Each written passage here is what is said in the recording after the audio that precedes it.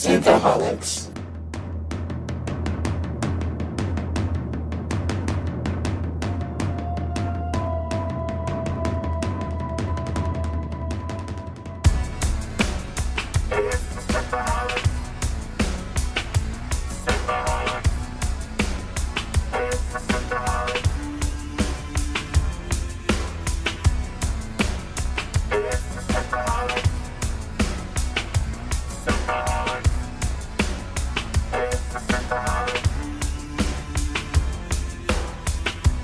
Welcome to Synthaholics. Thank you so much for downloading this episode. Today you have myself, Aaron O'Brien, and David Duncan. Hey, Dave. Hey, how goes? Backwards. My cocaine goes backwards. Guys, we are talking this episode about the film Tenet. This is the Christopher Nolan movie that was slated to come out in 2020 and had all sorts of issues because of COVID, but this was his big release for his current movies. I am a big fan of Christopher Nolan. I think he's done a lot of stuff, not just his Batman movies, but Interstellar is still probably one of my favorite sci-fi movies ever. It's a great film. And, I wish Michael Caine was in this one more, like he was in Interstellar. I know. He's getting old, man. I don't know. And so Tenet, excitedly, we wanted to talk about this film. And when it was, supposed to come out, we were waiting for it. And then obviously COVID happened, so it kind of got paused for a while. And, yeah, we've been talking about seeing this for a while. A lot of fights over, too. A lot of fights over how it was going to be released. And I know we mentioned before on the podcast about seeing it because I found out that it wasn't going to be shown in New York because of the COVID restrictions, and he really wanted it to be in movie theaters. And so, because movie theaters are shut down in New York, you couldn't see it in the movie theaters here. So we had to wait and finally get to see it. Yeah, and it seemed like it caused a lot of consternation with Christopher Nolan, how it was being released and how it was being held up because of COVID, and they were going to release it all sorts of different ways, and because he wanted it to be in the theater. Filmmakers want their stuff in the theaters. Why? He doesn't know how to audio mix a movie to save his life. I love his movies for the most part, but every single movie since like Batman, he cannot audio mix his films. I know. I totally agree, but I think that's everybody. The audio is either super quiet or blaring.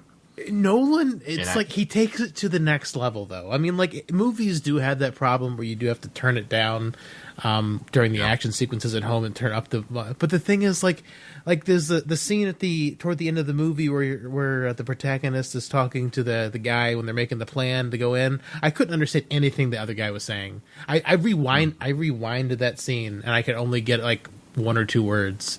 He was just like mumbling. I was just like, I can't understand what you're saying. I'm really trying to understand what you're saying, and I can't hear it. Really trying, guys. And it wasn't even like any music that was blaring over it either. It was just bad audio mixing or something. But I mean, ever since like The Dark Knight Rises, or the one with Bane, where you couldn't understand a thing you said, ever since Bane, audio's been the bane of his movies. Inception was bad with audio, and Interstellar. Hey, even Interstellar just like blasts, or it's like whispers, and I love it. I could watch it right now. I could watch Interstellar right now, and it's the audio is.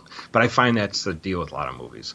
But anyways, So Dave, this came out in the U.S. in September 3rd. 2020, and its budget was $200 million, and it pulled in $363.1 million. So made a little bit over, but probably not what usually Christopher Nolan's used to.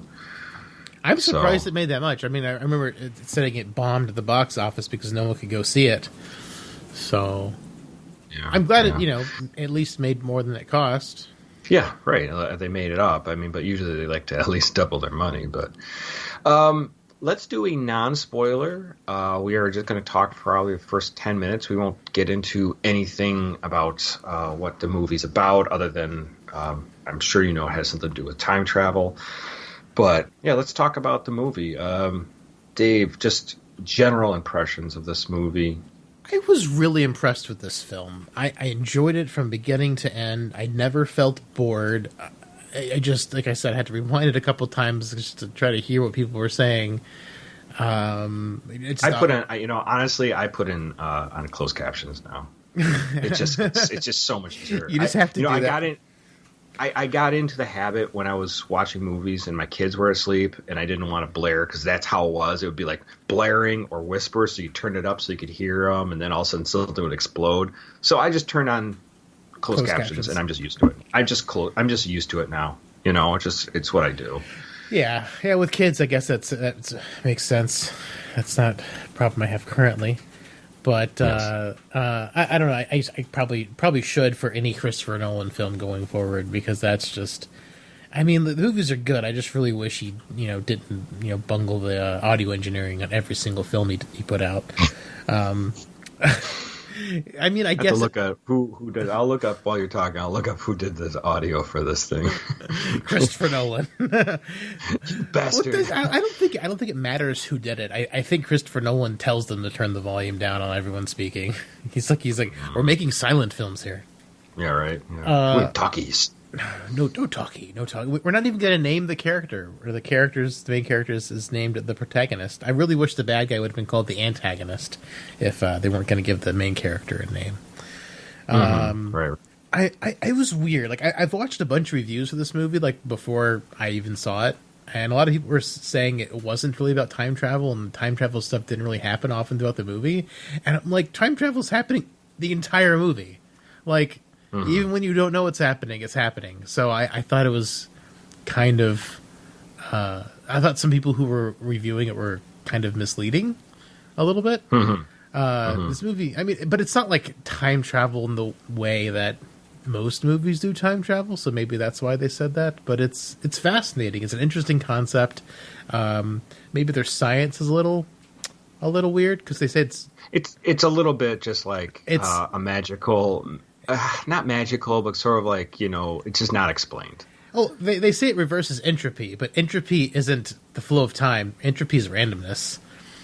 Well, entropy means things dissolving into nothing, or just kind of like losing its energy. Oh, so it's entropy is whenever the things get more and more random. So I mean, if you reverse it, they get less and less random. I don't know. Let's see. The definition of entropy is the measure of a system's thermal energy per unit temperature that is unavailable for doing useful work, because the work is obtained from ordered molecule motion. The amount of entropy is also measured by the molecule disorder and randomness of a system. So the longer the system, the more random it gets.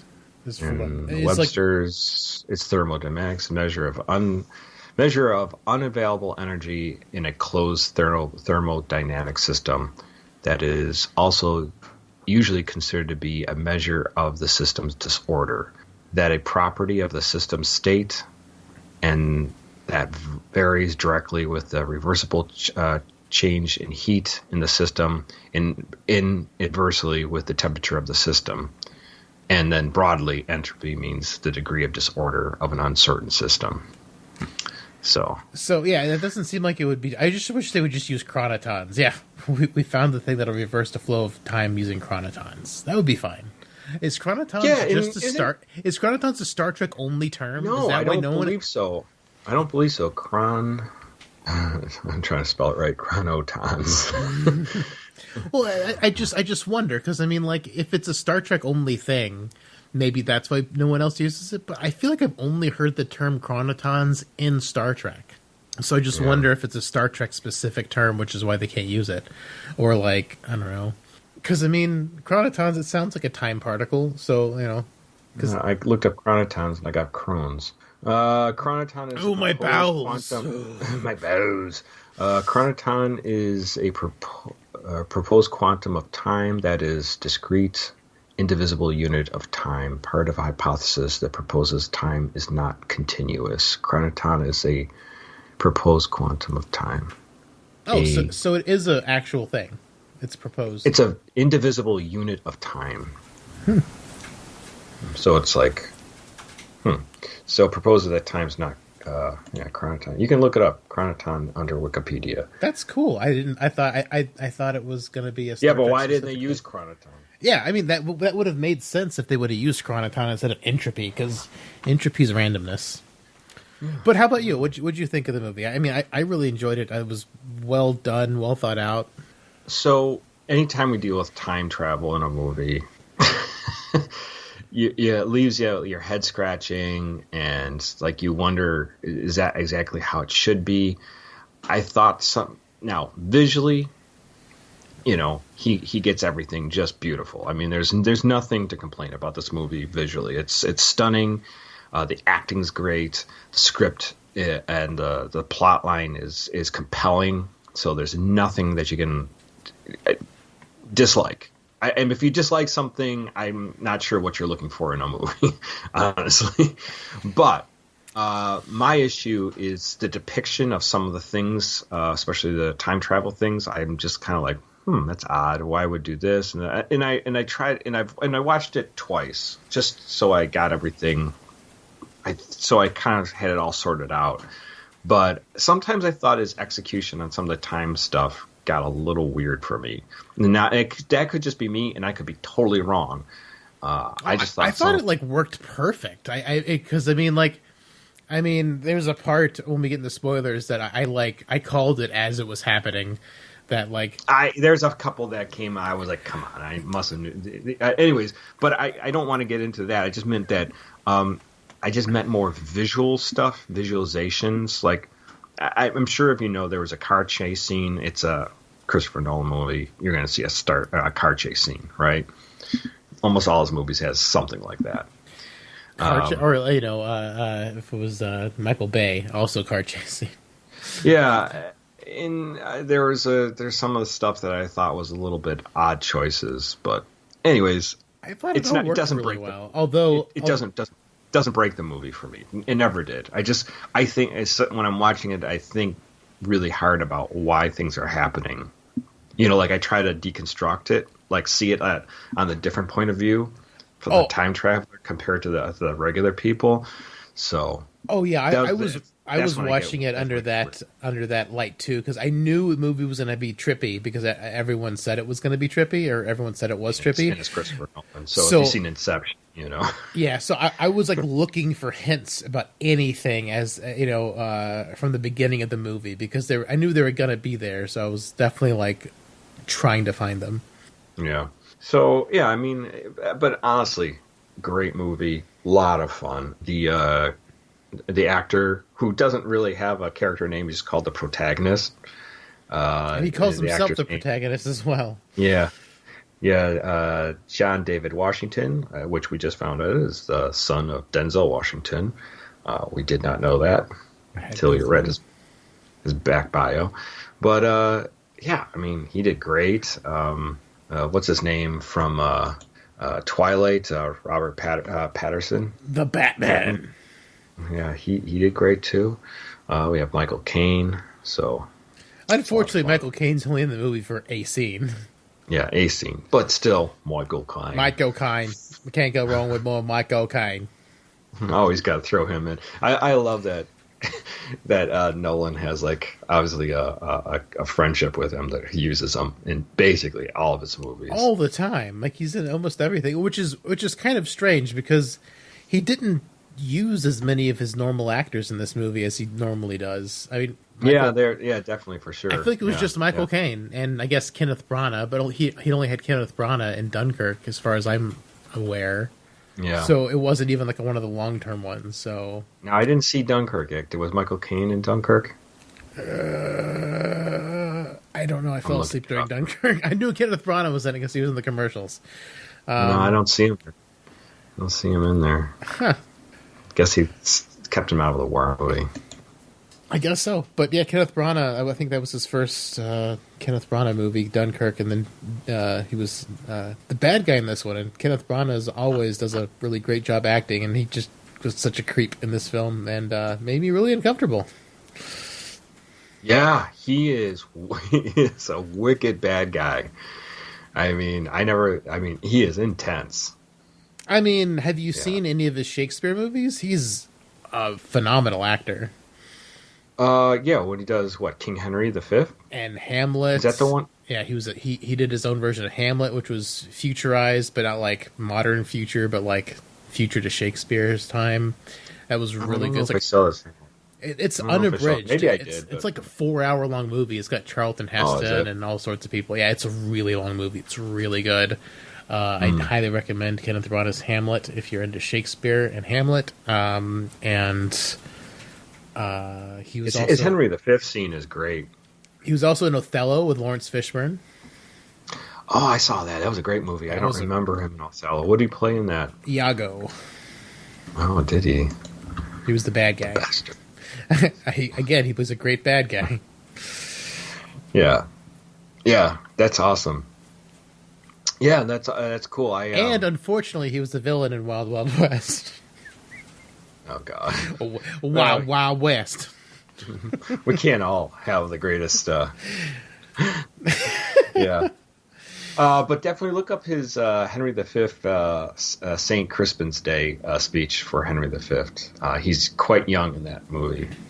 And, 1989. So... Yeah. So it's good speech. If you can YouTube it. He's really good. But yeah, he's terrifying and he's intense. So it's great. So many good performances in this movie. Oh, absolutely. Yeah. So let's get into full spoilers and we start talking about it. So if you haven't seen Tenet, maybe you want to pause this podcast and come back later. It's like $5.99 on Amazon Prime. Amazon Prime is, $5-6. I can't beat it, and it's worth the watch. It really is. Definitely worth the watch. So, how do you want to go forward, Dave? Go into spoilers. Let's just give a basic overview of what happens here. So, the protagonist is a CIA agent, and we get introduced to him as they are running some kind of counter terrorist or anti-terrorist move, but they're embedded to extract somebody in Kiev in an opera house. It's always in Kiev and always in an opera house. Always. And he's he gets this guy out and he defuses these bombs that he doesn't want all these people to die, but unfortunately he's captured right after that, and he gets all his teeth pulled out, which is disturbing. And he's going to take a cyanide tablet. And when he wakes up from taking a cyanide tablet... He's in the afterlife. He is... his mouth is reconstructed. He's been in a medical-induced coma, but they have now said that was a test. And to prove your loyalty, this obviously shows that you did not crack under pressure. You did what you had to do. You'll commit suicide at a moment's notice. You're hired. Yeah, exactly.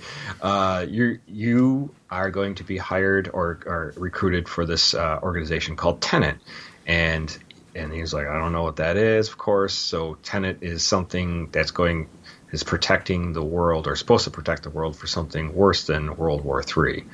And when he doesn't know, but what we find out, these are inverted. Well, we get introduced to these inverted rounds. He saw one during the Kiev thing, assault. He saw an inverted munition shot at, and the bullet went backwards. Yeah. So these are inverted entropy. So as we were saying before, they reverse time flow. So you shoot a bullet, it's more of, as it's explained, your gun is catching the bullet. It seems dangerous. So you walk in with an empty clip, and then you fill it up. Fill it up. So that's kind of hard to trust. So he gets kind of a primer on all these things about the munitions, because this woman, a scientist, she has this wall, and she's explaining to him how it works, and how the bullets work, and how it's. It seems like to him like nothing's happened until the bullet comes back to the gun and stuff like that. So it's just weird. Just it's hard to explain. But, it's hard to wrap your head around. Like, inverting everything makes more sense than inverting the individual items. It's like and then they show it in the movie too, but it's like take a video of you doing any daily activity and then reverse it and watch it in reverse and think that's how things worked. Well, it's just interesting because watching anything in reverse, just like watching any video of anything going in reverse on YouTube, it's fascinating because it doesn't make any sense to your brain. Right. And they do that a lot in this film, and they do a really good job of like doing front ways, reverse, and back, and then like even going straight, then going back again. It was pretty cool. Pretty cool. And she shows him all this room of all these pieces of machinery and all sorts of things that are like left over. And he goes, "What is all this?" And these are all inverted materials. And she says these are just the debris of a coming war. So something's going to happen, and it could be pretty bad. So they decide they're going to find this arms dealer named Sanjay Singh, and they're going to go to Mumbai to do that. But this is where he runs into Robert Pattinson, and this is the character Neil. And Neil starts working with the protagonist, and they find out that Priya Singh is the actual arms dealer. That Sanjay wife is the arms dealer. Yeah. That's great. And she says, they bring up the word Tenet. So if they bring up the word Tenet, or and make this gesture with this hand signal. Yeah, the hands, like the fingers folded together. These are ways to know that they're part of this inner circle that knows about this reverse entropy. And he says that there's a guy named Andre Sator, and that he is dealing with these kind of inversed munitions. And the best way so he's got to go there, and he's now in England, and he's kind of like he's a Russian oligarch, but he's moved there, and he's fabulously wealthy. So best way to get in good with him is sleep with his wife. Yeah, so what they have to do is he's going to go meet a contact who is Michael Caine. Michael Caine, I'll give you money to buy a nice suit because your suit is shit, my friend. You have shit taste. Yeah. That's the other thing that's funny about this movie is that the protagonist character is always like, he just can't wrap his brain around the wealth that's being thrown around. Yeah. It's kind of funny in its own way. He's like, "What? So would you go to Mars with that? $9 million to go to Mars?" So I was like, it's just there's a lot of funny little things that you realize that he's just not used to this kind of like the wealth that's around him. Michael Caine decides he's going to sponsor him, gives him a black card, and he's kind of going to be his financial backer. And but then he also says that the Russian oligarch who has who deals in the inversed munitions, his wife Kat was not caught, but kind of found out by selling a forged Goya painting by this famous forger named Arepo, and it kind of had this whole blackmail relationship thing that happened between Kat and Sator. So there's this really strained relationship between the arms dealer and his wife. That's never good. And yeah, and so they have to work this through, that he's going to give her this other forged Goya drawing, and she works for what's it called, Shipley's, and that they she has she assesses arts, and she makes sure that they're the real thing. So anyways, he brings her the Goya, and this is kind of like his way to get to know her. And then he finds out that they have dinner together because they're basically work out that he wants to introduce himself to her husband, but she's like, you do not want to meet my husband doesn't want to meet you, kind of thing. And then it's kind of enforced when her husband, Andre Sader's goons, show up to just kind of prove the point, just get the fuck out of here. And the protagonist actually prevails during this in a big kitchen fight, and the worst part of it for me was a cheese grater to the face. Oh man, it was just all brutal, all found weapons. Like every time someone uses some found weapons in movies, I'm like, oh, you should be taking a -10 because it's a found weapon. You're not proficient in it. And I guess he was proficient with cheese grater, because damn. Yeah, that was pretty rough. And plates. Yeah, the plates. I mean, it hurts, but man, a cheese grater to the ear and to the side of the face. Oh man. Ow. I cringed on that one, yeah. Yeah. Definitely cringed on that one. So he comes out, and then they realize that I think she sees him walk out basically unharmed, and she realizes there's more to this guy. He passes her a number at one point in the restaurant before they get split up, and so she can call him. So she calls him later on, and they start talking. And this is where she starts explaining about the Freeport. It's a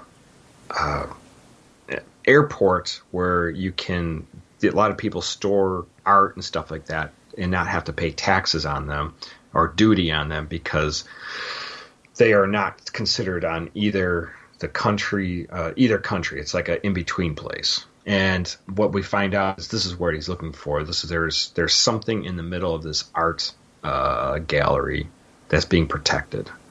And they bring his partner Neil back in to help him infiltrate this place.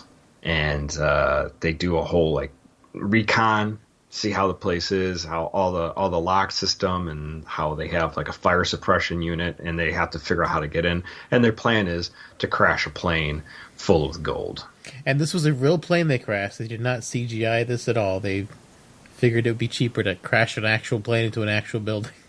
Hey, it had to be a lot of fun, right? I am sure it had to be a lot of fun. I'm just not sure how it was cheaper, because I feel like CG is it's getting on TV budgets now. It's just kind of crazy. Because even in the movie, no, we're not going to crash it from the air. We're just going to run it into a building. I thought it was pretty cool. I was happy to see that. I'm not complaining. I'm just saying it's pretty impressive that was the lesser of the expensive options. Was to crash. Right, exactly. And it wasn't like a small plane. It was a giant, a 4-engine plane. Yeah. It was pretty cool. It was impressive.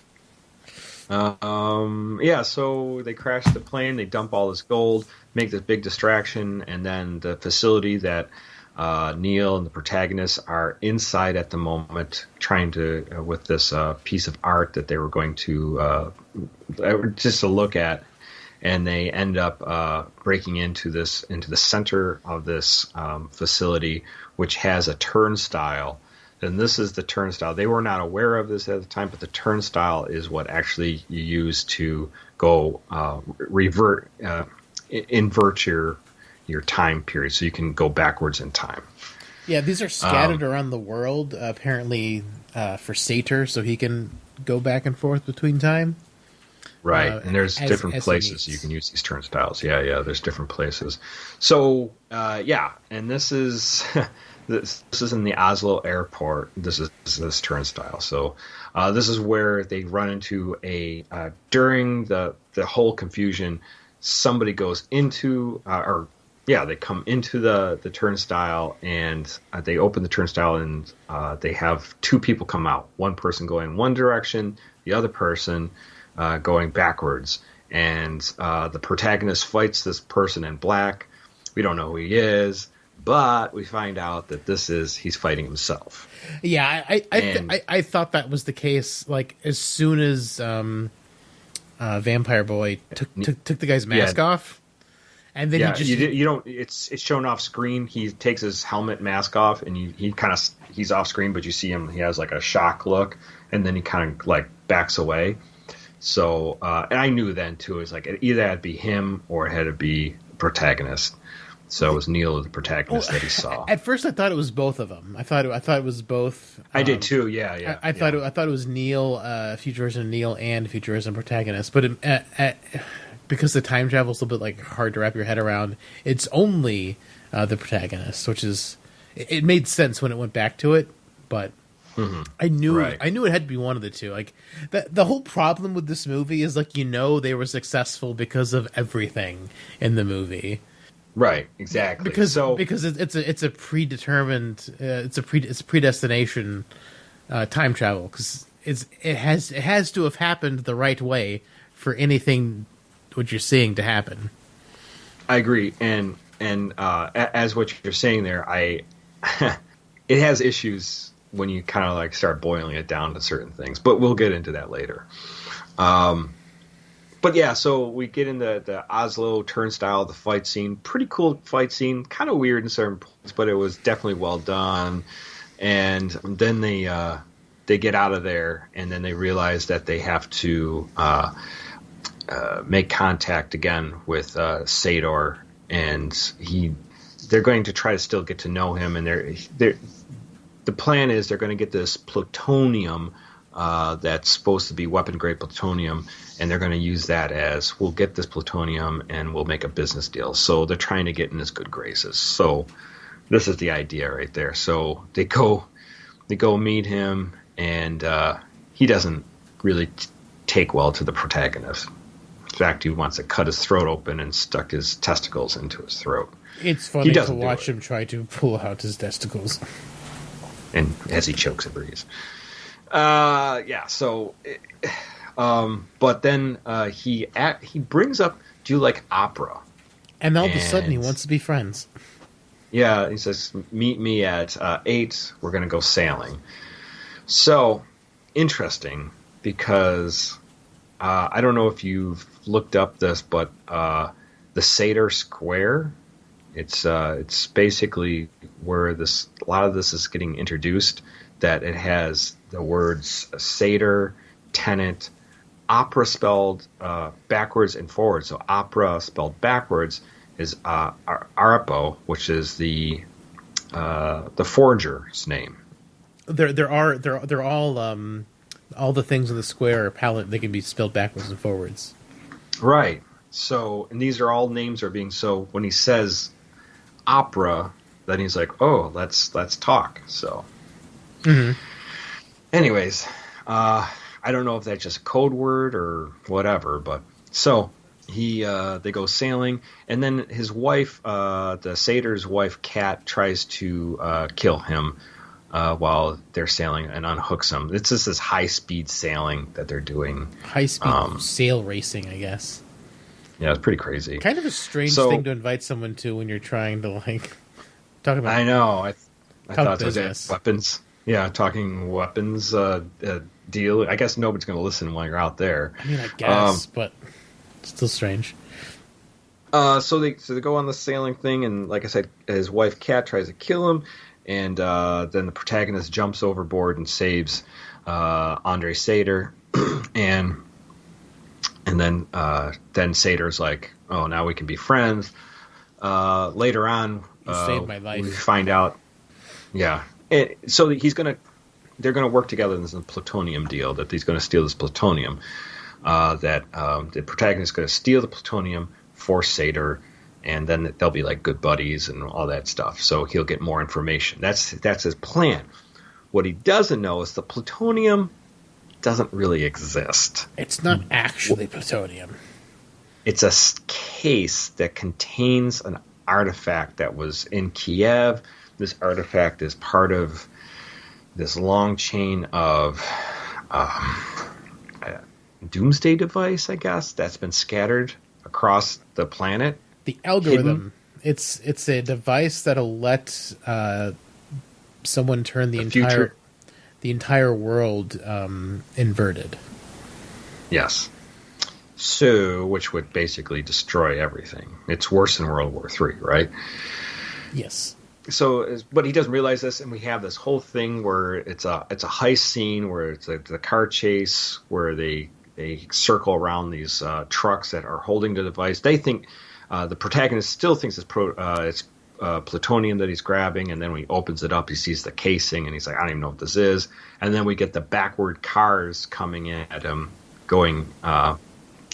that's going in from inverted time. And things get really weird from there. Yeah, it's real trippy, the whole thing. The car going backwards so fast and being able to keep up with them. It's insane. Yeah. In some points, too, you're like, wouldn't they be facing the other direction? Wouldn't they be facing front to them? Yeah, because they're not driving. I guess they are driving forwards. I don't know. It's weird. It's because you're driving forwards. That means you're driving away from them. Yeah, but it doesn't make sense to me. That's where I was like, why are they doing that? Wouldn't they be in front? But they were driving forwards. It's just they looked like they were driving backwards because they were inverted. Was the car? Maybe the car was inverted. Remember, the back of the car kept on coming back towards them. Technically, they'd be out racing them constantly. Yeah, that was a little bit trippy. That's the part where that was it's trippy looking. Don't get me wrong; it's a cool scene. But the other part of me is like, that doesn't make any sense. Yeah, they should be like some of the inversion didn't make sense. There's this one part, and there's another part I had like it wasn't inversion that I have issues with it, but just kind of the concept. I'm just like. At the end, we'll get to it when we get to it. But yeah, there's some weird parts too. So, cool chase scene. He throws away the device, trying to ditch it. So Andre Sator doesn't get it. What Andre Sator uses is his wife, Kat, as sort of a bargaining tool because it seems that the main character, the protagonist, has a soft spot for Kat, and he keeps on going out of his way to save her. So it's it's not terrible quality, but when you're talking about something that's like the world could end because of the Satyr, why would you keep on putting Kat as your main thing to help? You know what I'm talking about? Yeah, I thought that was really strange too that he kept trying to save the girl, but people think that Max, her son, is Neil. I read that too. I'm not saying that's wrong. I just don't know why. There's nothing that points to that. Well, his hair color is like that. Neil, the end of Maximilian, spelled backwards, is Neil. Okay, but I'm sure there's a lot of things you could throw with the last couple letters in. The last 4 letters spelled backwards is Neil. The hair is very similar, color and whatnot. And he said he's going to know him for a long time. He said he's known him for a long time, and he said it's the beginning of a beautiful friendship or whatever, and the end for him. So, right. I mean, I think it holds water. It just means that freaking Neil spent probably half his life going backwards, because you don't stop aging when you're going backwards. Right. But he would have had to spend a lot of his life going, unless there's a way to fast forward it somehow to isolate. They didn't really They didn't really go into that. It always seemed like when you go backwards, you're only going backwards as fast as you would be going forwards. Right, exactly. You don't go super fast or anything, or just kind of same speed, just different direction. But I mean, it's interesting. I mean, I think it kind of holds water. I think it's a pretty interesting thing, because that's the way he knew he liked Diet Coke or Diet Pepsi or whatever it was at the beginning instead of seltzer water, because he would have grown up with him if he became involved with him growing up. Right. During this scene, after the chase, he gets the protagonist gets captured with Kat, and you see him being brought into 2 separate rooms. What do they call them? Viewing rooms or something like that. So there's another turnstile in this place, and it's a different turnstile. And this one, he's talking to him through the glass where he has Kat. So Sator has his wife, and he shoots her with an inverted round through the stomach. And it's trippy because it's hard to understand, because he's asking his questions backwards to Tenet, but he's asking them forwards to him. So you see it play out both ways, and it's like they thought it so well through. They thought it out so well for the most part. And that's what happens is you get to see it through the protagonist's eyes, and then you get to see it through Sator's eyes when he goes backwards. So it's really cool. Which is weird. It's weird, but then it makes sense. It clicks. It was a really, really fascinating. It was very well done. And then when they realized, then this is where it gets kind of even stranger. Is then all of a sudden we get the cavalry shows up, and there are a bunch of people working for the Tenet organization, and they're a bunch of soldiers, kind of like 100 of them. Yeah, quite a few of them, and they're all, like guys dressed in SWAT gear and stuff like that. And they all have kind of a good knowledge of what's going on with this inverted time stuff. So they're not, they're all up to speed. So nobody's not like, I don't know what's going on. They're not And when they find out, that's right. And when they find out that Kat's been shot with an inverted round, says she probably only has 3 hours to live because of what it does to you. And he says, well, how can we change that? And he says, we have to take her through the turnstile, and then she might have a chance. And so they're like, well, let's do it. And so the protagonist goes through, and then he also says that he lied when he told Sator where to find this the device, part of the algorithm part that he was looking for. He lied to him where it was, and now he has to go stop him and grab it from where it is. So the protagonist goes back in time to where they get to where they were fighting before on the street, and this is where we see the protagonist's cars that got overturned and catches fire, and instead of catching fire, he gets hypothermia because fire does the opposite. Yes. So if he was in, because if he's in like the Antarctic, then he'd be like on fire, right? Yeah, I guess so. That'd be fun. They should have a Tenet 2 where they go to Antarctica. Or you could just go into a volcano and get cold. Mm-hmm. Cold fusion device from Star Trek Beyond. Into Darkness. I love it down here. I know, right? Yeah. So, but Neil saves them. But unfortunately, they did not get the algorithm part that they were looking for. So. And then they have to decide how they're going to, strangely, like they're like, we can't go through the turnstile again because we don't know if this one's safe. Yeah, because Sator has been using that one. So if they go back to it, they don't want to run back into him again. So what they decide is they're going to go back to the turnstile in Oslo where they crashed the plane because they're going backwards. And it's a lot to take in, and you have to really pay attention. But they're first of all, they're breathing inversed air. Yay, backwards air. Yeah.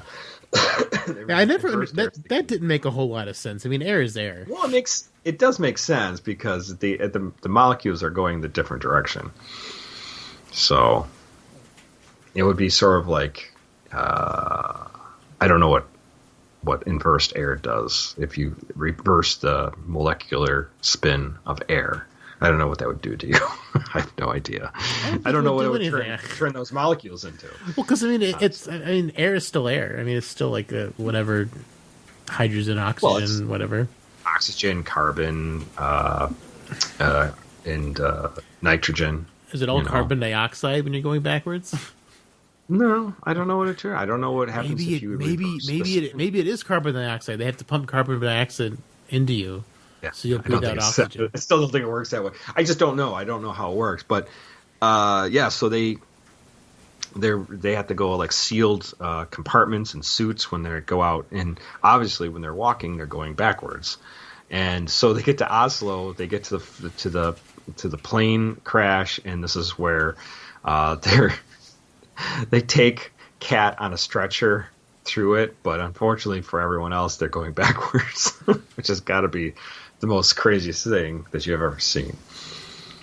And this is where we had the fight before in Oslo. So this is where the protagonist and Neil fight the protagonist, different versions of him going through the turnstile. Yeah. So it's just crazy. It's just nuts. It's mind-bending, but it's fun at the same time. Yeah, they did it really well. I really enjoyed how that all worked out. And, I mean, that part made sense, except where he's like trying to shoot himself, except the thing is he's dismantling the gun and trying to empty the bullet so he can't get shot. So right, I mean, right. because he knows, he figures he knows his old self is trying to kill him, so he's just trying to like take the bullets out. Yeah, Right, exactly. He's prepared for the fight because he's done it before. Yeah, he knows what's coming. And then from there, they basically patch up Kat, so she's all right. She's not great, but she's not going to die. Her stomach has been wounded for all eternity.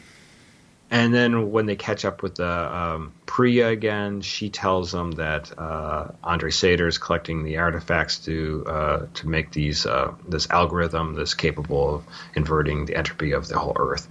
And the whole idea is that we've destroyed the planet for these people over our during our time, and then they're just trying to stop what we did and reset time or something to that nature. That part gets a little confusing to me. Like, does it reset or does it just destroy the world? It was really fuzzy because it seems like it would destroy the world, so I don't know why it would help them in the future. Yeah, I don't know either. If the world's destroyed. It seemed like there was people are on different. Some people thought it would completely destroy the world, and other people felt that it would just revert time to a certain other time. But I wasn't really sure about that, so I don't know. I mean, I think that was probably the most unclear part of the thing, like what the Doomsday device would do. Mm-hmm. Because the future people were sure it was going to help them, but it didn't seem like it would have. And they make the comparisons to Oppenheimer when he helped with the Manhattan Project, that he felt guilty. So the person who designed the algorithm decided that she felt guilty of this, and then she divided these things, and they put them in highly nuclear facilities. So basically, where they keep nuclear missiles, she hid them there. And when one of them accidentally exploded, this is when the first one was discovered. Yeah, I my big question is, why couldn't she just destroy it? Why couldn't any of them destroy it? Like, because that was the most. Why even build it? Okay, I mean, because she's trying to figure out how time dilation works or time reversion works. So, I mean, I think it's interesting that she built it. But why not just disassemble it or destroy it or something? I mean, it just doesn't make a lot of sense. That's right. To me, that's the biggest plot hole of the whole movie. Is like, why can't you just destroy it? Or why can't the three pieces it gets broken up into be destroyed? Like, throw it into a volcano. Like, why do you have to like hide it and then off yourself? If it's hidden, it can be found. Yeah. There's gonna be a way to find it somehow, so why not just destroy it? I really don't know. It does make a lot of sense. They never brought up destroying it. And it's vague. It's described real quickly, and then it's kind of dropped too, so you don't get a lot of answers. Which is really unfortunate, considering it's the most important part of the movie as far as like the plot goes, and it's involved in the movie the least amount of time, because we don't even hear about it until like the last hour of the film. Yeah, exactly. Yeah. This is where Sator's wife, Kat, says that Sator's dying of pancreatic cancer because of the radiation that he was exposed to when he was younger. And Sator has has a dead man switch. That's why he's always checking his pulse too, because there's something on his like a Fitbit that he wears that basically that's the dead man switch. So if he dies, it'll basically trigger this algorithm to destroy the world. So Kat thinks that Sator might go back in time to commit suicide or kill himself during their vacation in Vietnam. So this is where we were told a story earlier that Kat was on this boat with her husband in Vietnam on his giant yacht, and they had this argument about their son Max, and that he wouldn't let her see Max or be involved in Max's life anymore, and she obviously was pretty upset about it. And they went off for a little bit on a boat ride on one of the smaller boats, and when they were coming back, she saw a woman diving off the boat, and she didn't know who that woman was. Well, we find out later It was her. It was Kat, but from the future. Yeah, I called a lot of these like really early on in the film. Yeah, some of it was a little like you could pick up pretty quickly. Yeah, it was. I mean, like it was still good, but at the same time, it was kind of like I just like I'm seeing where the stuff's going like already. Yeah. Well, then we go basically from there that they're going to go back into that time. Kat disguised herself to how she was back then as they go back in time, and so they go into the time when just after she's left on the boat with her son, she's going to go meet Sator on the yacht, and this is where she's going to try to kill him. But during that exact same moment, protagonist and Neil and all the rest of the Tenet SWAT team are going to attack Sator's hometown, and they're going to go into this temporal pincer movement, and they're going to try to get the algorithm. So they have one red team and an inverted blue team, and they're both the blue team's going backwards in time, the red team's going forwards in time, and they're going to attack at the same time. And they're going to grab this algorithm before and dismantle it before Sator can hit the dead man switch. This fight was visually arresting, but I didn't know who they were fighting. The only time I saw any bad guy was like in the dungeon. It was just one guy with like a bomb. Yeah, they were just shooting at random stuff, and I'm like, what are they shooting at? And they blew up a building to unblow it up and then reblow it up in a different way. It didn't make any sense either. It looked cool, but like looked great. The whole scene, I was like, who are they shooting at? They didn't show the bad guys shooting back. There was like they're just like running through shooting and blowing stuff up, and people are like getting sucked back into like explosions that are going backwards, and I'm just like, oh, okay. I mean, it's cool, but who are you fighting? There was only one bad guy that I could tell that entire scene. I only watched it once. Did you see other bad guys on your second watch? There were bad guys fighting and stuff like that, but it was just a lot to take in. I think you could watch that like maybe 10 times and still be a little confused. It was shot strange. It just to me it just looked like they were shooting at nothing. Right.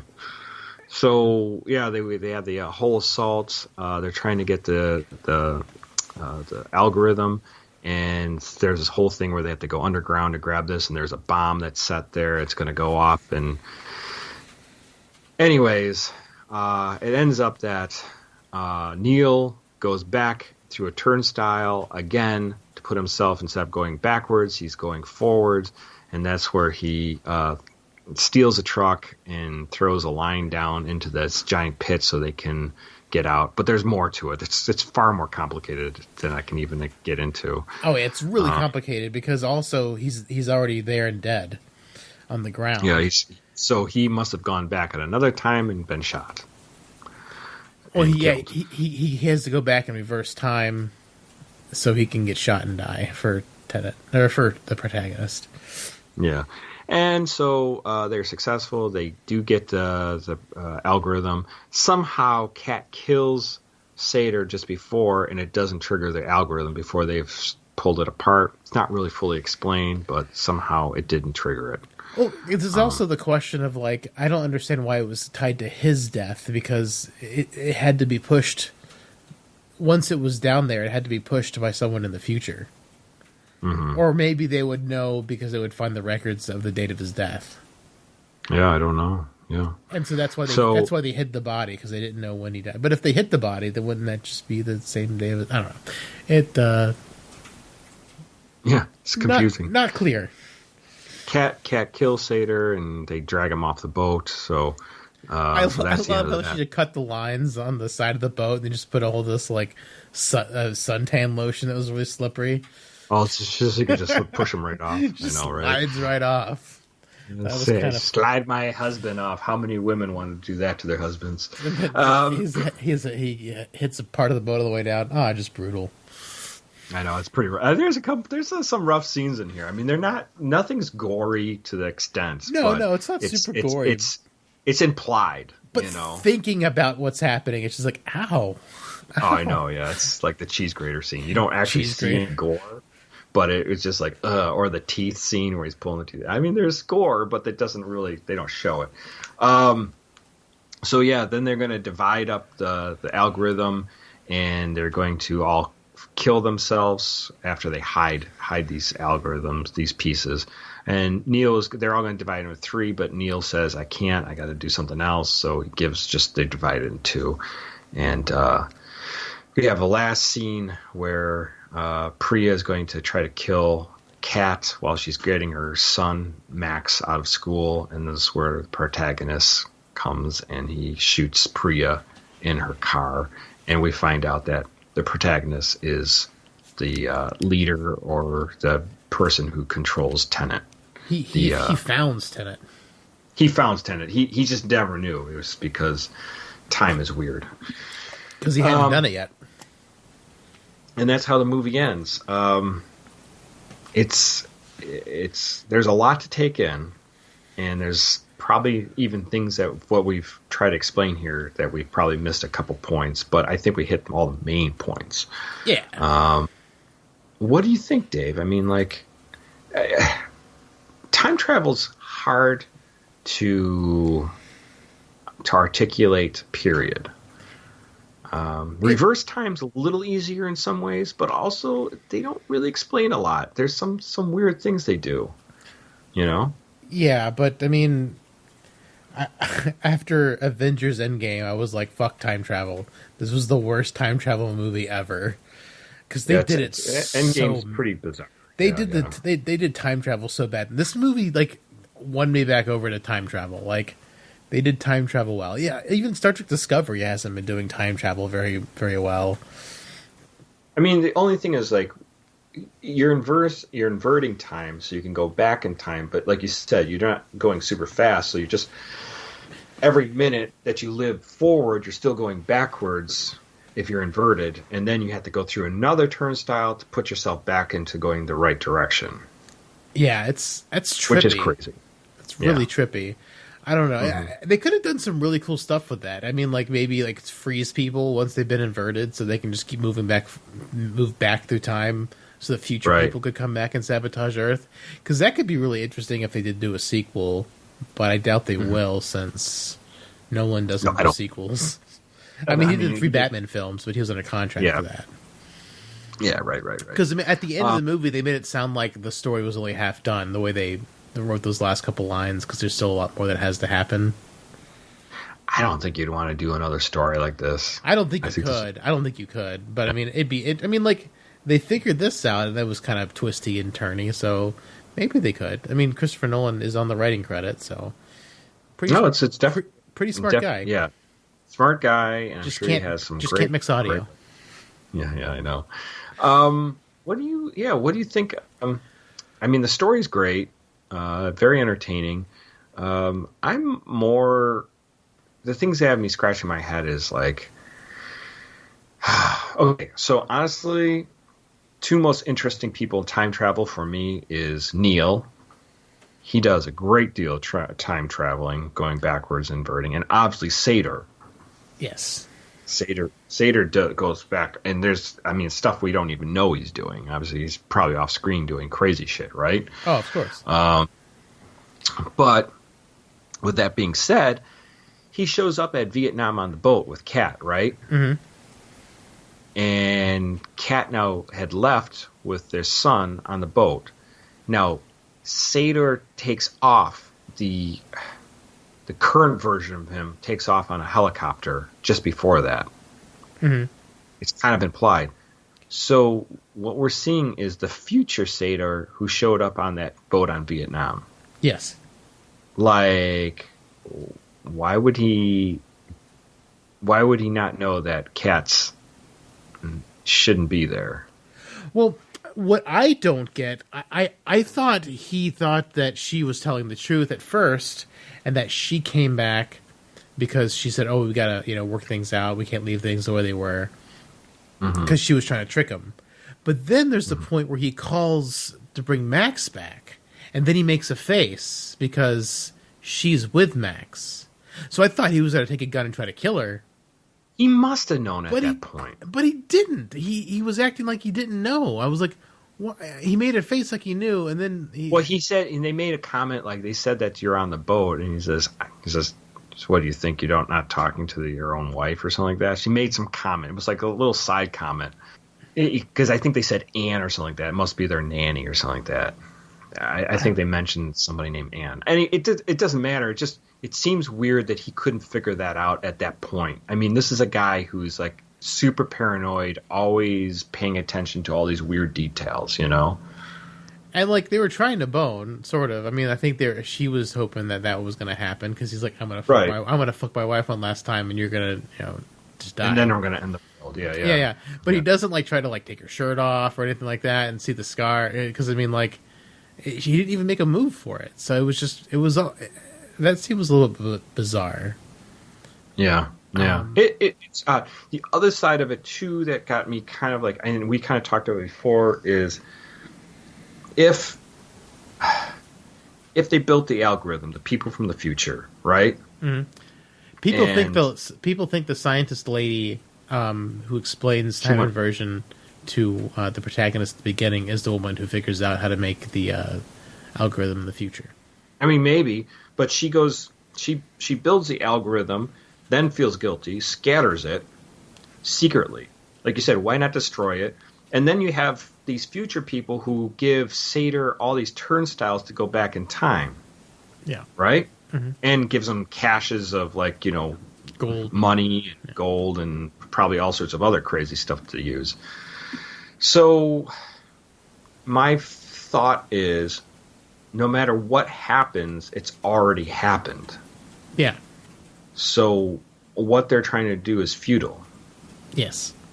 So what are they even trying to do? Like, it would have already, like, the inverted time stopping or destroying the world through the algorithm would have already happened, and then they would never have built the machine or any of that stuff. I don't know. It's just...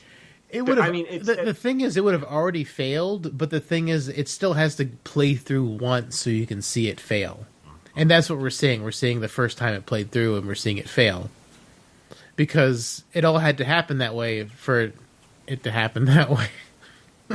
Yeah, I know. That's the problem with the predestinations. It's really anticlimactic because there's no real tension when you think about it, because it obviously had to have happened the right way for everything to go good. You have to have a diverging timeline for the apocalypse to happen and then not to happen. Well, there has to be multiple timelines or something happening if that's how it. But that's never explained like that. We never. They talk about an alternate timeline like once, but we never see an alternate timeline. You never sees it. Right, so we're only seeing. Because I mean, even the premise of the movie is like, when we save the world, it's gonna be like any other day. You're not gonna know anything happens, or you don't know anything out of the ordinary happened, and that's exactly. That's the purpose of the Tenet organization. But also, it's kind of how time travel on a predestination paradox works. It has to have happened every single time. Right. But we're watching it happen the first time because that's how it led up to it happening the first time. And that's, I guess, where the excitement comes. But at the same time, I mean, it is a fun movie to watch. I'm not saying it's not a fun movie to watch, but the predestination time travel thing kind of takes the fun out of it because you're seeing it happen. And also, like I said, I was predicting I bet that's the protagonist. Oh, I'm sure the lady jumping off is actually her because it's got to all tie up together. Time travel is just hard to do well and not be anticlimactic. Avengers dropped the ball real big. This movie was still really good. I thought they did a good job with time travel, and Back to the Future time travel worked really well because they did show alternate timelines and what happens when the time doesn't work out. So and Tenet kept trying. I mean, not Tenet. I keep calling the protagonist Tenet, but I mean he is Tenet because he did create Tenet. So maybe he created Tenet. Yeah, so Tenet's the organization. Yeah. But he is Tenet since he creates it. But anyway, the protagonist it keeps trying to make an alternate timeline, but no one will go along with him. So I mean, like, if they did do a second Tenet, they could do alternate timelines since he keeps on trying to, and everyone keeps not letting him do the alternate timeline. Right. Because, I mean, I really wish they would have done the alternate timeline so we could see what the destruction would have been or what the cause and effect, because they didn't explain it at all. It was like, oh, it's going to destroy our time so they can have a future to live in. But if it destroys everything in the past, nothing in the future can exist unless it's in an alternate timeline. Yeah. You know what I mean? Because the grandfather paradox. Yeah, absolutely. Which they explain, I think, once or twice in the movie. So, yeah. So, I mean, like, without you have to have an alternate timeline for the grandfather paradox to work. Right. Or it creates a paradox, and it just loops on itself constantly. It never ends. So, yeah. So, I mean, that's kind of like a downer, I guess, with the whole like plot itself. Not that the movie's not entertaining. The movie's very entertaining. Very, very entertaining. Very well done. Like it's the looks amazing. It's basically like a time travel heist movie. Yeah, it's like a time travel James Bond movie. It's very James Bond-esque. Very James Bond, very Eurotrash, high style. Really cool. I mean, there's nothing. I would have a hard time if anybody came in and be like, I don't like it because of blah blah blah. I'm like, what? What are you talking about? There's just a lot of things that, other movies I could complain about more. So. Oh yeah, for sure. I mean, this movie was, like I said, I'd probably give this movie a solid like 8.5. I think like solid film. Yeah, there's some like things that are like, huh, what? I don't think that really follows.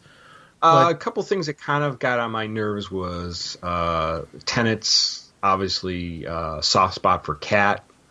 Got a little bit like, all right, man, like this is like we're talking about the end of the world shit, and we're still like trying to save this girl, save the girl, and then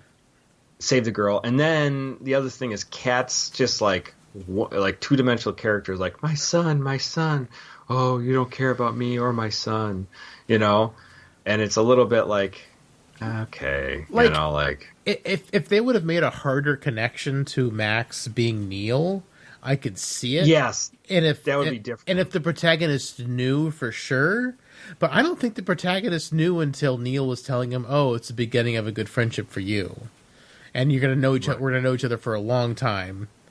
So I mean, like the breadcrumbs are there that Maximilian is Neil, but it's not connected strong enough, and it's not connected early enough for the protagonist to know that keeping her alive to raise the son with him is important.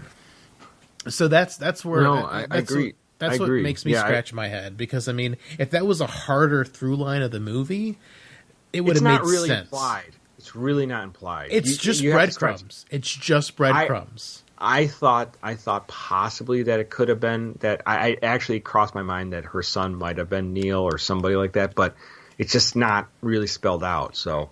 Yeah, and he's so into her, and like he never even tries to have sex with her either. So I'm like, what's going on? Well, I don't think they had a lot of time. I mean, she's either being almost beaten by her husband or shot by her husband. So, I mean, it does take up a lot of time. It's hard to fool around when your husband's beating you. Yes, yeah. So, was the other thing?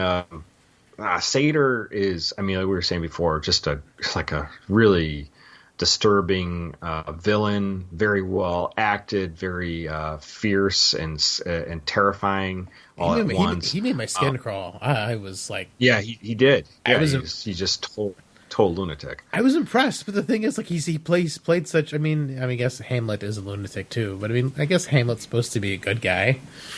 So yeah, so I don't know. It's just weird. But his timeline stuff gets a little weird, and like, why wouldn't he know about certain other things coming, or why wouldn't he? I mean, if he's as connected and has like people from the future helping him, wouldn't they know about the Tenet organization, stuff like that? It gets a little bit like, I would think that maybe they would have known something about that, or he have a better understanding. Yeah, I wish we had more of a view into the future, so we kind of know more what he knew. Because he says I have a very good idea about the future, but he definitely kept getting surprised by things. So, but I mean, I guess they don't. He doesn't know about Tenet just because they can't. They say that earlier in the movie that they can't have any paper records or electronic records. I don't know how you organize people without any kind of money transaction, or you just find all the people who are ideal, have that same ideology as you. That seems really hard. I don't know. And it seems like a lot of it, I mean, where are they getting, like, the other thing is, like, when they're going to do the temporal pincer movement against, what's his name's hometown in Russia, they just have, like, these giant turnstiles all of a sudden. Yeah. Oh, yeah, they've got the ship. Where did that tech come from? They've got the ship with like the ultra fast turnstiles. It just keeps churning people out like as fast, like 3 or 4 people at the same time. It's crazy. Yeah, it's like kind of like, where did that come from? Like what? Also, Sator had like the same cyanide pill that Tenet had at the beginning of the movie. Wouldn't that have just put him in a coma and kept him alive indefinitely, or until the cancer killed him? I guess. Maybe didn't know that it was I don't. I really wish it was a different cyanide pill because it was like, I was like, is that a real cyanide pill? Because that was the first thing Kaylee thought. She's like, oh, that can't be real. Can't be real. Because the last time we saw one of those, all it was put him to sleep. Put him to sleep. Yeah. So is it even going to kill him? I don't know. I mean, there's a lot of questions, obviously, and the problem is with this movie is that you're so devoted to all the details because you're like, what did I miss? What am I not seeing? You start seeing little problems. You know what I mean? Yeah. I mean, honestly, I started watching it. It's like my radar antenna was like up as high as it could go. Like I'm watching every little nuance, every action, every eye movement, and just, what does this mean? What does that mean? What does it, like, yeah, some of the stuff is nothing, obviously, but you're always paying attention. So then you start thinking about every little thing, Yeah. I mean, I was the same way because I heard the movie was trippy. So I was trying to look for anything that would give some kind of meaning toward something else in the film. So right. I mean, like, yeah, there's some things that are nothing, but there's definitely some things that are something. And so the cyanide pill might have been nothing, but it's just kind of like, is it really a cyanide pill? Yeah, and it's, again, I don't think this detracts from anything. No, we just doing what we normally do is just kind of like deep dive into our thoughts about the movie. These are not detractors at all. These are just our random thoughts about what's going on in the film. Like I said, yeah. If you've not seen this film, and if you're just listening to us, honestly, it's nothing that all this stuff. You're not going to lose anything from this. It's a really well done movie. It really is, no matter what. Yeah, I mean, I would definitely watch this movie again. This was a entertaining film. For sure. I would actually probably want this on Blu-ray or whatever the coming technology is. You know what? The coming technology? I want technology that equalizes the movie sounds, so you don't have to adjust the volume when you're watching movies at home. Come on, technology people, Sony, whoever, Panasonic, make the technology happen. Just equalize the movie sound. I know. Yeah, I don't know. What else? What else? Thoughts on this movie? Anything else that's rattling around your head? No, not really. I mean, it was interesting, and I think it was a well done film.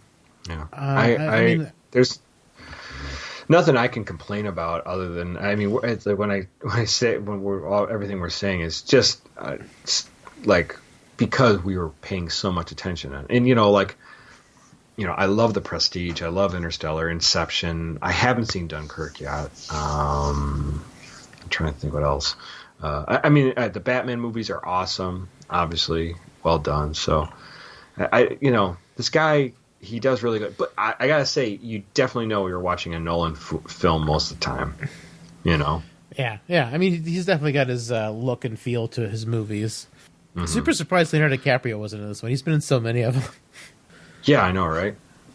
Yeah, I don't know. He was in. What was he in? He was in not Prestige. Inception. I guess maybe it's just. I feel like he was in more of them. Cillian Murphy. Yeah. He was in the Batman movies and in Prestige. He definitely uses certain people over and over again. He does. For sure. This movie seemed to be the least of those for him reusing actors. Yeah. But it was a well done film. Really enjoyed it. I highly recommend checking it out. It was a good. I mean, I guess it's probably the best film of 2020 because I don't know what else came out in 2020. I don't think I saw. Right? I don't think I saw anything new in 2020. So it was probably. I don't even know what even came out. Did anything come out in 2020? Oh, let's see. 2020 movie releases. I mean, so much stuff came like directly to Netflix or whatever. But for a movie that was actually released in the movie theaters, I mean, I guess technically Wonder Woman 1984 was released. Yeah, but that wasn't. I mean, some movie theaters. It was released on Christmas, so I mean, but I heard that movie wasn't very good. I haven't seen it. I'm looking. Not a lot of big movies, that's for sure. I mean, a lot of stuff went right to, either to a streaming service or, yeah.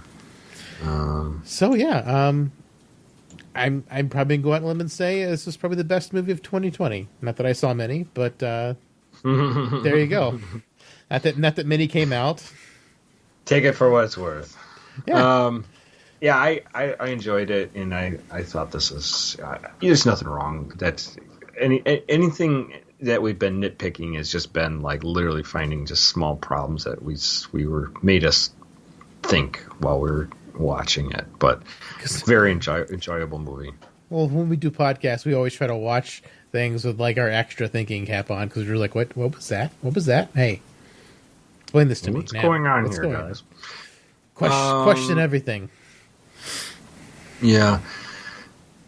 So definitely, it's I don't know, it's definitely a fun movie, and we should, if you haven't had a chance to watch it, definitely take time to give it a gander. Twist your brain around a little bit. Yeah, do a little mental pretzel. That's fine. Anything else, Dave? Before we wrap up this episode. We do have an email from a listener. It's actually from a couple weeks ago, but we just didn't want to read it with a guest on because it doesn't really apply to him. This is from Josh. He says, Aaron and Dave, after hearing about your announcement about taking a hiatus after the 300th episode, I felt like I had to reach out to you again. It's been a while, and I'm not active on social media, but I do listen to almost every episode. I have to admit, I have not started the Dune series yet. I'll save those episodes till after I've had a chance to read it for myself. Your coverage of The Expanse was fantastic. Looking forward to hearing your take on the later seasons. The new season is freaking amazing so far. I have to agree with you, sir. It has been really good. I watched episode 9 last night, and only one more left of the season. I don't know how they're going to wrap it up. Back to his email. I very much appreciate the show in your absence, and I felt your absence over the holidays. I have something I wanted to share with you about CBS Trek that's absolute a phony, at least it was for me, and explains nearly all of your disconnect, what you think of as canon. Before I get into that, I want to address the point you made about the divisive neighbor of Trek fans and Trek content on YouTube. You know what I hate? Clickbait. You know what gets clicks? Clickbait. So much of the content available on social media, entertainment articles, YouTube news are all there to trigger an emotional response or pander to people who are already having a strong opinion. It's much more difficult to present an honest opinion that includes multiple perspectives or takes on account subtleties.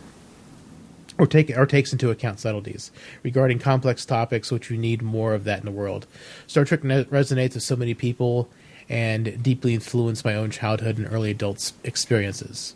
While people may argue that science fiction programs are not crucial to our society as something like politics, it's a way to discuss, as you mentioned, serious topics and ethics like philosophy.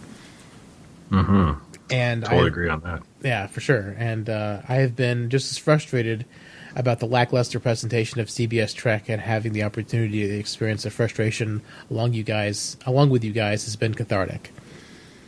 You managed to pull it off without being overly critical or nasty about aspects of the show that miss the mark, or point out those that are fairly well done and highlight the performances and our actors and actresses who have done a really good job. I guess I'm just saying don't be tempted by the popularity of a more divisive perspective. Even if we don't speak out as often, there's a lot of us that really do appreciate the center of a road approach. I hope there is anyway. Now for the bombshell. A friend of mine shared a video about CBS Paramount Viacom rights that blew my mind. It was made of almost 2 years ago. It didn't pop up on my radar. It's a 50-minute long video I encourage you to watch. Long story short, CBS is legally obligated and intended to avoid the similarities with the original Star Trek franchise and are financially motivated not to use aspects of the franchise, even if they paid for certain rights, because they don't include rights to profits or sales of merchandise. The concept of the Prime Universe and the reason that term used by CBS itself is to draw conceptual relationships from the old franchise to a new, legally separate franchise. From the Abrams movie series onwards, the name Star Trek has not been used on anything resembling the Paramount franchise by the same name because the only thing they could have in common is the name itself. Even pacing and basic premise of the show has to be significantly different. Maybe this is old news, and maybe I missed it somehow, but this explains a lot to me. As for the good news, on August 13, 2009, CBS and Viacom announced their merger, combining the company name Viacom-CBS. According to Memory Alpha, the merger officially went to account on the 4th of December, 2019, but they didn't consolidate that brand identity until this past October. That suggests that even though the process is slow, CBS products may have more and more access to older properties. I think even in the form of proof that Lower Decks is this case. Lower Decks is a good form of proof. They didn't start production until March 2020, so they may have more legal access to Star Trek elements than even the last seasons of Discovery, which started production in early July 2019. I'm not sure if it means anything, but did you notice the credits to the last episode of Discovery was original score for Star Trek the Original Series? I'm not sure how that would explain suddenly going from this, is it really Star Trek, to rolling something back true to the old spirit and keeping any sense of continuity. I'm not sure I want them to try or just start a fresh new series. Maybe it's not too late for Picard. Of course, none of this explains the exclusives of giving plot holes, lazy writing, lackluster concepts, and introducing the modern productions. That's on all of them. Regardless, if CBS can pull their heads out of their asses and make Star Trek good once again, I'm rooting for you guys no matter what you decide to do. Just making sure to point me in the future in the right direction if you change your podcast name. Oh, good luck on Cyberpunk. I've put in a few hours and I haven't run into any game-breaking bugs, but it could sure use some polishing. Best, Josh. Thank you so much. It's always good to hear from you and anyone who's writing. In regards to that CBS Viacom thing and having to change stuff, that's from I recall something about that. That's from Midnight's Edge and Doomcock. Oh. They both. I mean, I'm not sure. I don't see the link in the video where it go. Oh wait, there it is. It does link to Midnight's Edge. Yeah, Midnight's Edge and Doomcock are basically troll websites. All they do is hate Star Trek, no matter how. Like we mentioned with Stewart, like they put out a video like a week ago, or I guess it's 2 weeks ago now, asking if season 4 of Discovery was even going to happen. And Stewart's like, yeah, I talked to Anthony Rapp. He's on set for season 4 right now. So, I mean, like they just do lots of troll videos saying Star Trek's, it's canceled, it's dead or whatever. And it's right, not. It's weird. They just put out a lot of trolly articles. Like they both were super fixated on the, like the tangible rights of selling things that look Star Trek. Yeah, I remember that. And the merchandising rights and all this stuff like that. And it's just that's where that was ringing. I remember something about that. I didn't remember what it was. It never made sense to me where that was a thing. I mean, sure they're like, oh, go look at the store. You don't see any Star Trek stuff, and I'm like, but there was only a lot of Star Trek stuff on sale, like in the Next Gen era. Like, even after... I mean, I guess there's some DS9 toys, but I mean, I feel like there wasn't a ton. Yeah. I don't know. I don't know how much that holds water. Maybe they just don't want to. I have no idea. Why there's no... all I can say, though, Josh, thank you for that email. definitely appreciate the kind words and that you enjoy listening to us. It is like we're not clickbaity. We just kind of talk about how we feel about it. Sometimes some episodes of Discovery or Picard were very good. Other parts, things fell short. And, it hurts, it hurts me, and I know it hurts Dave, because it's a franchise. It's beloved by us, and there's it's so much in our core. And when we see something that's kind of bereft of the ideals that we were given as young people, it just doesn't seem to carry through. And if it's your jam, that's cool. I mean, if you love Discovery, if you love Picard, then cool. I mean, it's just, if that's what it does for you. But honestly, to me, it seems a little lacking, right? I mean, oh yeah, absolutely. I mean, it's definitely lacking, and I mean, I do think there's weird stuff going on with CBS, but I'm not. I just think it's lack of vision. I just don't think Alex Kurtzman's the person for it. Alex Kurtzman was supposed to do the Spider-Man universe. That fell through miserably. Mm-hmm. He was going to be in charge of the monster universe, the Universal Monsters. They made The Mummy, and that movie bombed so bad they didn't even make a second movie in the monster universe, even though they had 3 or 4 planned. Like, he is like kryptonite to everything he touches, and for whatever reason, they've given him a 5-year contract. I mean, it's not 5 years anymore, but like after the first season of Discovery, they signed him on a 5-year contract to keep making more Star Trek stuff for CBS, and I don't know why they're letting him continue to do that. I don't know why they didn't replace him, because he is just cancer to everything he touches. And like in Josh was saying, is like, clickbaity stuff, like people who, have the hate track stuff. I mean, they get a lot of clicks because people who they come to hate on Trek, the new Trek, But on the flip side, the fan service that it gets is obviously we don't get play with any of the higher ups from CBS when we say something bad about a Discovery episode or a Picard, something happened to Picard, because we don't shine sunshine up their ass, but we also aren't just shitting on it for no reason. Yeah. So yeah, I don't know. It's difficult. It's difficult to be in this position because you want to love it. Yeah. Yeah. I don't think we're going to be changing the name. Aaron and I talked a little bit after last week's episode, so you shouldn't have to worry about the name changing. Our format will probably change. Our frequency will change. And when we come back, we'll probably do an episode kind of explaining whatever we're going to do. What we're going to be doing, yeah. So like it's basically a 301's basically going to be our explanation of how the show is changing.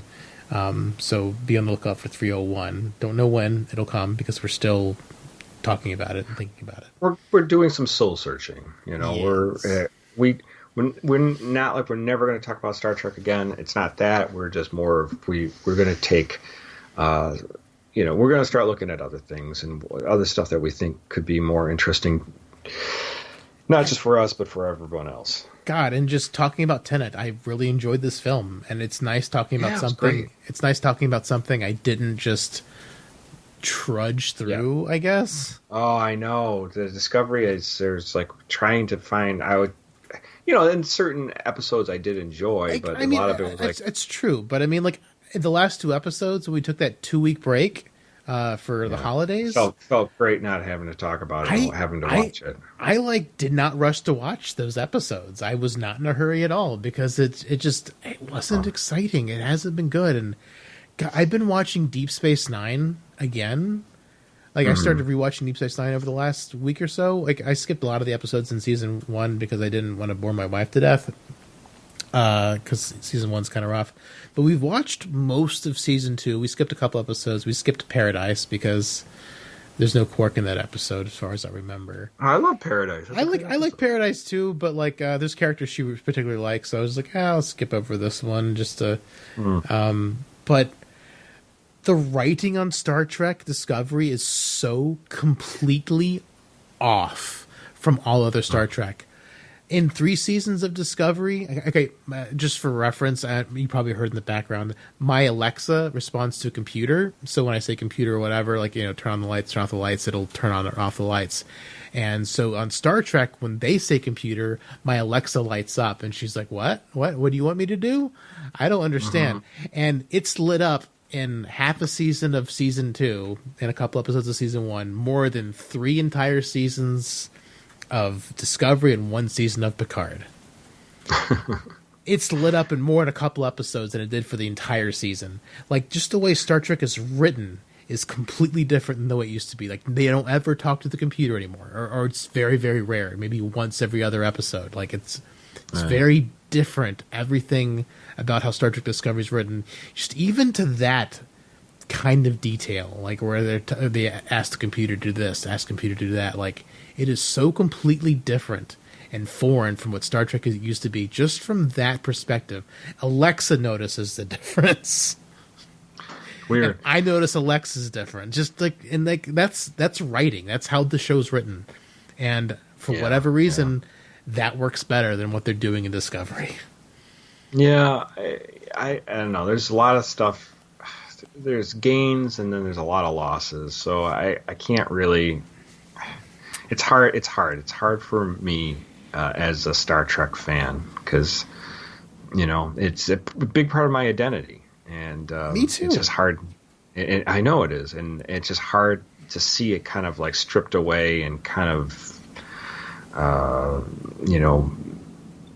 mutated into something a little bit unrecognizable. So it's not awful in some aspects, but it's also not what I remember. It's not written like Star Trek. I mean, we've pointed this out over and over and over again. The writing's off. The writing's bad in places. Characters aren't written the best. But anyone who's got an Alexa, set your Alexa to recognize computer, have it near your TV or computer when you watch Star Trek, watch a season of Discovery, then watch a season of Deep Space Nine. I don't know if that's a bellwether if the Star Trek season is good or not, Dave. No, I'm not saying it's a bellwether. It's good. I'm just saying the writing is different, and your Alexa will notice, and you will notice because your Alexa's going off more and more. It's more to me. It's like I want. Like we've said before, you watch a certain Star Trek episode, like me and you were texting about a duet and how that's a fantastic episode, and we don't get duets. No, we don't. We don't get anything in Discovery or Picard. We don't get anything Shakespearean. Yeah, it's like there's no tragedy in Star Trek. Michael Burnham saying Shakespeare, hell yeah. Yeah, or she'll quote Shakespeare, but it's not, quoting Shakespeare is not Shakespearean. You got to do something Shakespearean. I mean, we're like the guy gets exonerated. He was trying to do something noble, then he gets killed anyway. Like it's like a punch to the gut. And Culber's death was the only punch to the gut, and they undid it. So the punch to the gut is mitigated and forgotten. Yeah, it was just sad, and he's a great character, and and it's sad that they killed him, but it's sadder that they brought him back because it's. I just wish they would have killed Ash Tyler. Yeah, kill Ash Tyler. Like take some I always said I really wanted Discovery to be Game of Thrones in space, and they aren't doing it. There's no stakes. Everyone who dies comes. Everything feels safe. Yeah, everything's way too safe. Like, I really wanted Star Trek to be a little bit more gritty, a little bit less safe. Mm-hmm. Like in the one of the things in the 2009 Star Trek movie that really set it apart from other Star Trek is when the Kelvin got the hole blown in it, and then the guy gets sucked out into space and he's bouncing on the starship and then flips over the laser, the phaser emitter. Like, that was rough to watch. I mean, it's not gory, but it's oh shit. Like, this isn't your daddy's Star Trek, but it's just taking that extra level of realism and making it a little bit more gritty and a little bit more scary to be in space for a second. Exactly. At the beginning. I mean, your main characters are safe, but for a second in that movie, space was scarier in that 2009 movie, in that opening. That was great. And I wish that feeling of space being a little bit scarier could permeate in Discovery and Picard, and like like anyone could die, like that could be great, and real tension in the show would be fun. I think. I think that would keep my attention a little bit more. And there's no tension, and that's a lot of what's killing me and with the show. And thank you so much, Josh, for the email. It's great. I've responded to him specifically, so I've messaged him about Cyberpunk and some of the other stuff. But since he did spend a lot of the email talking about the CBS has to be a little bit different, I did want to address that on the air about how that's Midnight's Edge stuff and that's clickbait, and like he was talking about clickbait, and they're just trolls. And not I mean honestly, when Discovery Season 1 came out, there was a lack of merchandise for a long time, and that's just something they bungled. Honestly, they did not think about reaching out to these people to make merchandise, because fandom does want it. So I mean, I think we've seen it now, but it's been a while. It took them a while to get that off the ground. Yeah, we need to get more model kits, and Eagle Moss has always been doing stuff too. So Eagle Moss has been putting out all the Discovery stuff. I mean, hell, like we had to wait for Eagle Moss to put out Discovery Season 1 ships before we could even get a good look at the Klingon bird of prey, just cloaked in shadow the entire time. Right. Couldn't get a good look at it. So, what does this thing look like? Yeah. Yeah, man. Thanks for that email. Thanks for the kind words. Thank you so much. We are going to rethink, and we're just do a little wandering and pondering of what we're going to be doing. So, but hopefully we'll come up with something more entertaining and enjoyable. Okay.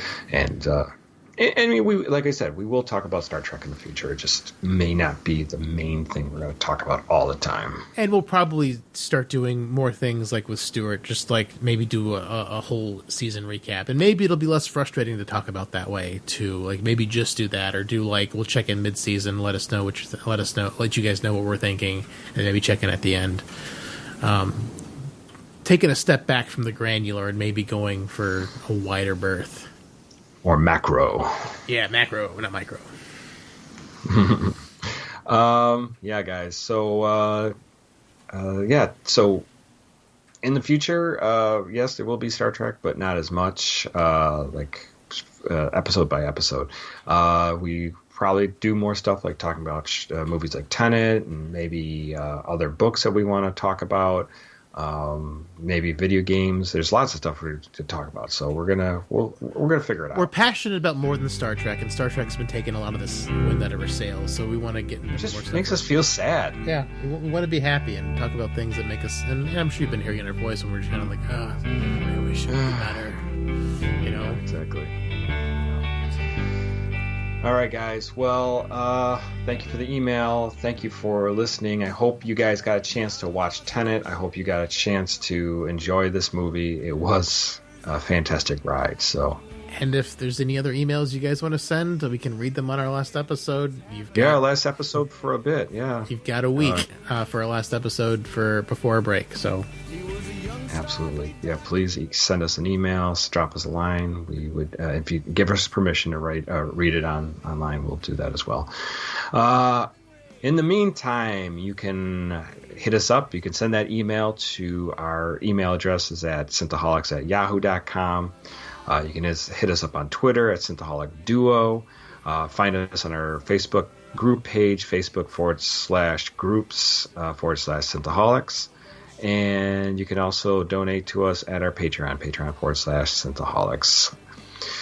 All right, Dave, next episode is the big 300. Absolutely, 300. I wonder what it'll be about. I don't know. But anyways, until then, we'll find out. And guys, until then, we hope that you all live long and prosper, one and all.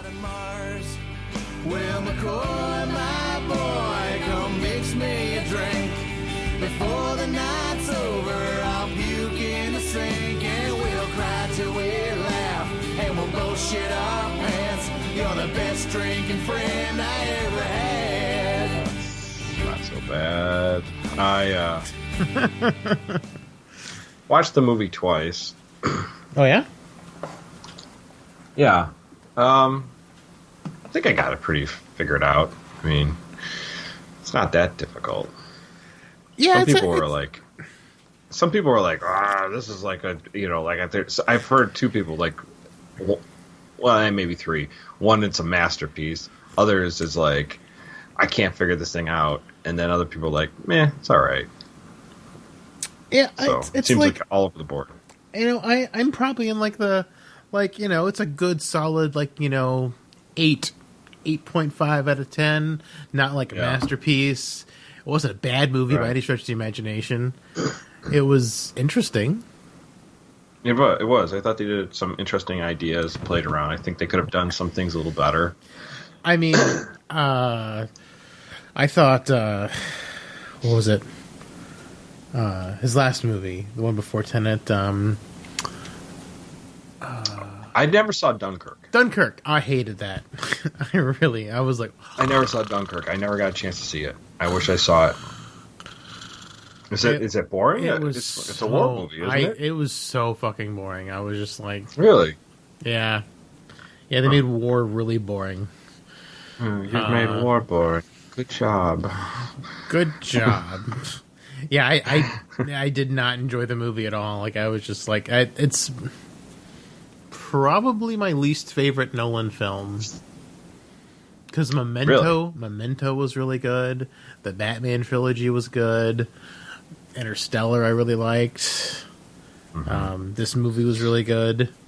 But Dunkirk, man, I do not want to watch Dunkirk ever again.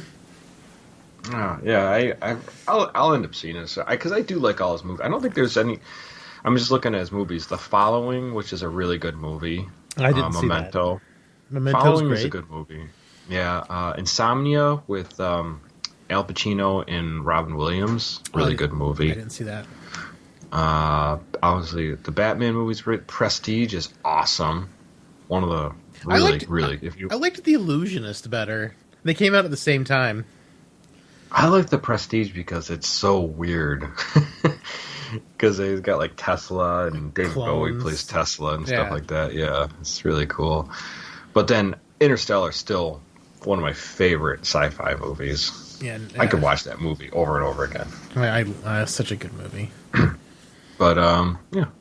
But yeah, Dunkirk. I mean, if you're into Nolan, watch it. But I did not care for it. To me, it was just kind of boring. That's cool.